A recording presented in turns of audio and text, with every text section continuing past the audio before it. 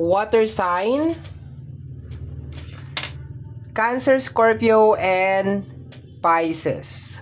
Hello my dear, welcome back sa ating YouTube channel. My name is RJ, your tarot card reader. Wait a minute, ayusin ko lang yung kandila ko. I guess that's good. Okay, so my name is RJ, your tarot card reader. At ang gagawin natin ngayon is yung ating daily reading para sa araw ng May 19, 2026. Titingnan natin, my dear, kung ano mga eksena, kaganapan at kung ano-ano pa na maaari mo makasalubong sa araw na ito. Bago tayo mag-proceed sa ating reading, gusto ko lamang kunin itong pagkakataon na ito na magpasalamat po sa mga abangers, sa mga walang sawang naghihintay ng kanilang mga readings. Maraming salamat po sa mga napadaan na pasilip, sa mga bago nating subscribers. Maraming salamat po. Tanging hiling ko at dasal ko sa ating buong may kapal na ang mga readings na ginagawa ko ay nakakatulong po sa ating lahat. Let's go tayo, my dear water sign.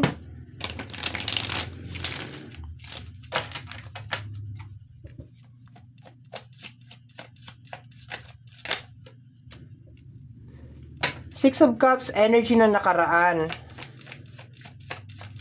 Possible, my dear, sa araw na ito na mayroong mga energy from the past. Paki-clarify po ang ating Six of Cups. The Ten of Swords.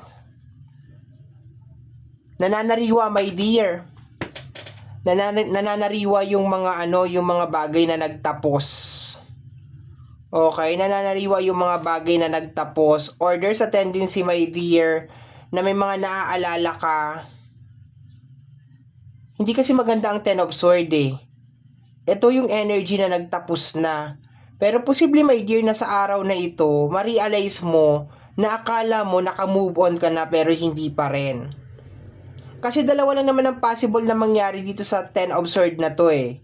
It's either tanggapin mo na tapos na yung isang bagay at wala ka nang magagawa, or patuloy mo, my dear, patuloy mo na i-deal itong Ten of Swords na to. Okay, kung ano man tong bagay na to, kasi hindi maganda ang Ten of Swords. So, anong sinabi ko? Dalawa lang ang pwedeng mangyari sa Ten of Swords. Is either pwede mong i-deal, ibig sabihin, panghawakan mo lang. Panghawakan mo lang tong bagay na to, wag mo siyang bitawan, which is hindi maganda yon kung panghahawakan mo siya. Kasi very painful tong scenario na to. Okay? Possible na mayroong nagtapos, possible na may mga backstabber na energy, possible na may mga bagay na hindi nag-work according sa kagustuhan mo. Pero doon tayo, my dear, sa mismong scenario, my dear, ng araw na to. May 19, 2029, 26, sorry. No? 2029. Ang layo ko naman. 26 pa lang. No? Pasensya na, my dear, no? Na-carried ako. Possible, my dear, na may mga alaala from the past na nagbabalik. Ibig sabihin, binabalikan mo. You decided na balikan. Okay, titingnan natin, my dear, kung ito na ba yung last part na babalikan mo ito. Pero possible, my dear, na tingnan natin. Additional cards pa tayo. Mahirap magsalita, my dear water sign, if hindi pa kompleto yung mga cards. Okay, tingnan natin ha. Pero I trust myself na meron ka ditong binabalikan. Okay.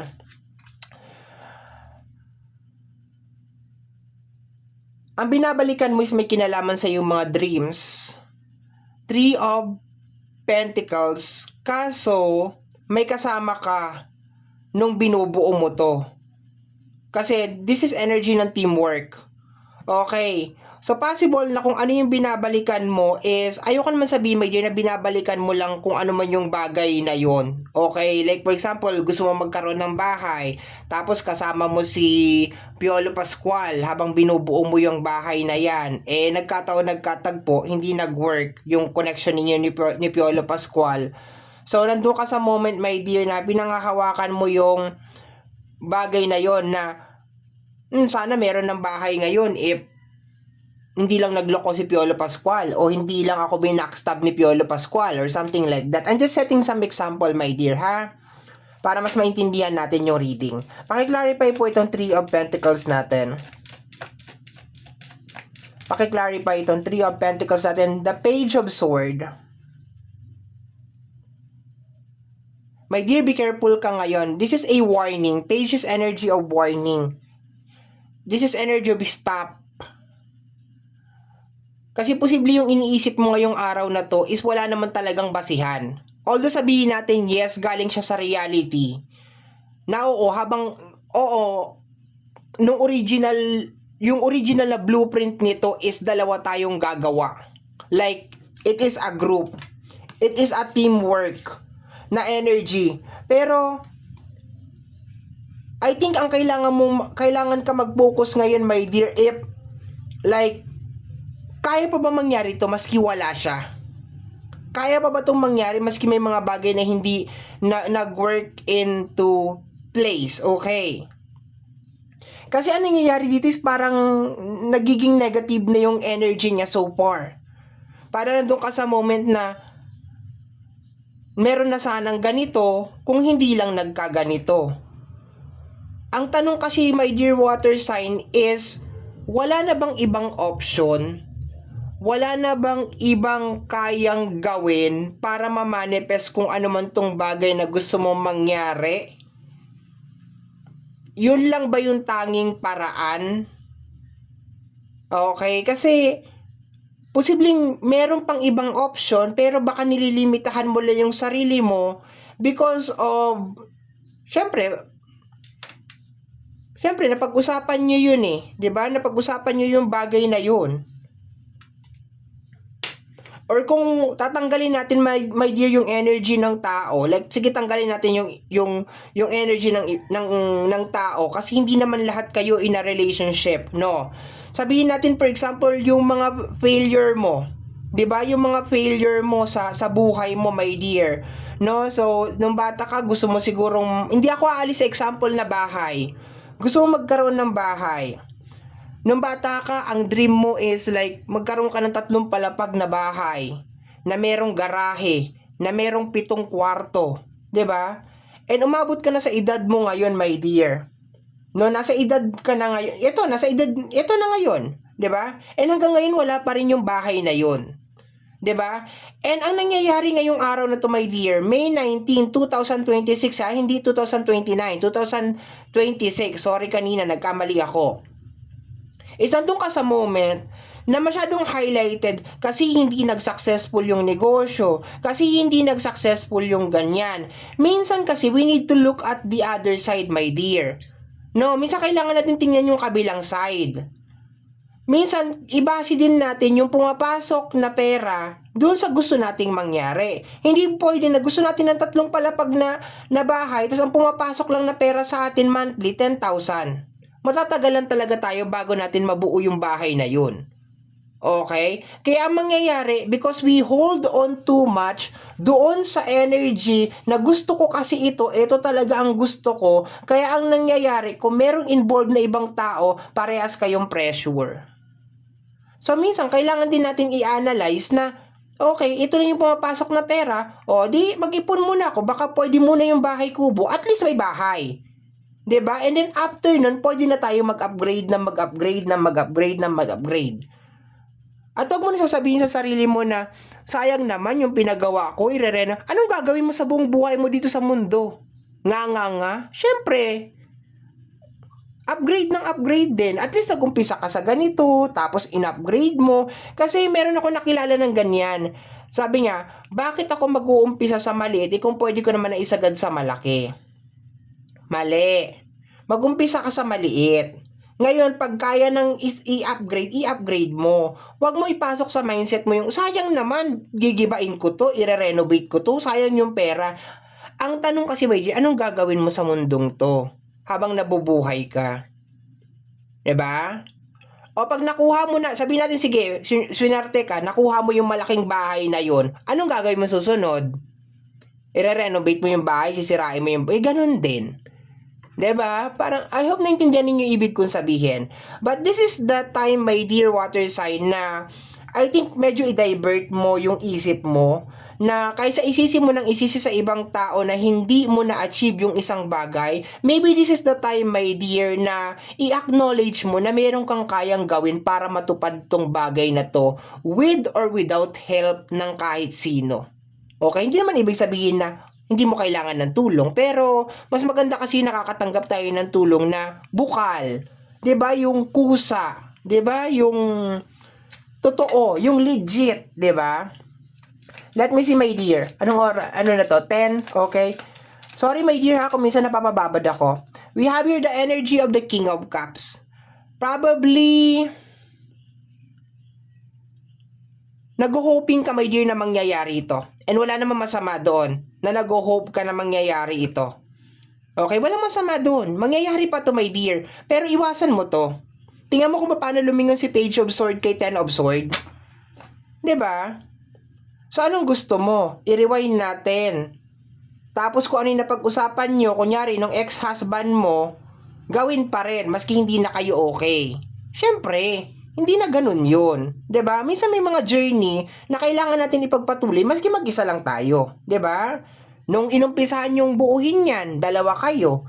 O, ngayon, wala na siya. Di, pagpatuloy mo, 'di ba? Kung talaga naniniwala ka dyan sa pangarap mo, ipagpatuloy mo. 'Di ba? Lalo na, simula pa nung bata ka, 'di ba? Paki-clarify po yung King of Cups. We have here the energy of the Ace of Pentacles. Maganda tong araw na to, my dear, para umpisahan mo to. No? Kasi meron kang energy ng Ace of Pentacles. Kung ano tong gusto mong mangyari, maganda tong araw na to, my dear, para umpisahan mo to. Pero once again, hindi ibig sabihin na lumabas ang Ace of Pentacles, automatic na okay na. You need to take some action. This is the time, my dear, na mag-take ka ng action. Hindi ito yung time, my dear, na sisihin mo si ganito, sisihin mo si ganyan, kasi si ganito, si ganyan, kasi yung mga past experience ko, kasi hindi nag-work yung ganito, life must go on, my dear. Tandaan mo, maski mamatayan ka, maski ma-heartbroken ka, magpapatuloy ang mundo, my dear. Hindi yan hihinto para sa'yo. Hindi ka pinagbabawalan na magdalamhati at malungkot, pero there is a certain time period para magdalamhati ka. Hindi ka pwedeng magdalamhati habang buhay, my dear. Hindi mo pwedeng i-highlight, my dear, yung mga bagay na nangyari sa'yo, iungkatin mo lang ng ungkatin, kasi niloko ako kasi ganito ako, kasi ginanyan ako, kasi may walang mangyayari. Nilulunod mo lang yung sarili mo dyan. Tapos itong ini-expect mo, my dear, na pangarap na mangyayari, hindi yan mangyayari. Mananatiling pangarap yan. Okay, let me see. We have here the energy of the Seven of Pentacles. Okay. Ang Seven of Pentacles is related sa energy ng harvesting. Ka-clarify ko to, my dear, kaagad. Paki-clarify po tong card na to. Hindi ko siya mai-connect kay King of Cups. The Knight of Sword. 'Di ba? Get it. Grab it, water sign. Kung ano yung gusto mo, grab it. Okay? Wag mo lang patakbuhin sa utak mo yung bagay na yan. Kilos. Action. Okay? Nakaharap si Knight kay Ace of Pentacles, which is sinasabi dito na i-grab mo. 'Di ba? Every day is a new day. Kahit naman bigyan ka ng every day is a new day. Parang ganito Araw-araw sisikat yung araw. Kung ayaw mo maglaba, may magagawa ba kami? Tatambak na lang yung labahan mo yan dyan. 'Di ba? Tapos saka kasi sipagin maglaba pag umuulan na.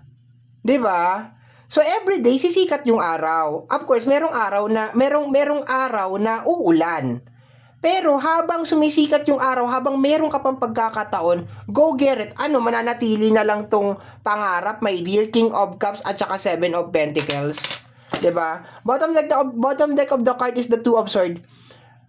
My dear, pwede ka maging masaya. Huwag ka lang mag-stay sa pagiging victim. Pwede kang maging masaya, my dear. Pwede mo makuha tong mga pangarap mo na to, pero nasa iyo yan, my dear. Ikaw ang masusunod dyan. Ayaw mong tanggapin na it's already over, na yung original plan kailangan nang baguhin, na yung napag-usapan hindi na mangyayari. 'Di ba? You need to accept it, my dear. Ganun talaga ang buhay. Kailangan mo matutong mag-adapt. Kailangan mong kailangan mong tanggapin, my dear, yung katotohanan na minsan meron tayong plinano na isang bagay, tapos hindi na siya yung masusunod, hindi na siya yung mangyayari. Minsan meron tayong gagawin na meron tayong mga kasamang mga tao, pero sa kalagitnaan ng journey, paglingon natin, mag-isa na lang tayo. Anong gagawin mo? Iiyak ka dyan sa kalagitnaan? Diba? Lakad lang, dire-diretso. Ganun lang yun. Hindi mo pwedeng gawin ng gawin tong too absurd, my dear. At saka darating din naman, my dear, yung panahon na hindi mo rin kayang hawakan yung dalawang sword na yan ng ganong katagal. Mangangalay ka rin, mapapagod ka rin, madidrain ka rin. Okay? So, habang meron ka pang lakas, habang meron pang panahon, go for it. 'Di ba? Ayoko sabihin yung life is short. Life is good.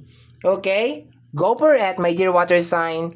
Okay? My dear water sign, Cancer, Scorpio, and Pisces, ito po ang nasagap natin na energy para sa araw na ito. Tanging dasal ko po sa ating buong may kapal, once again, na ang mga reading ko po ay nakakatulong po sa ating lahat. Maraming salamat po. Thank you, water sign. Bye-bye!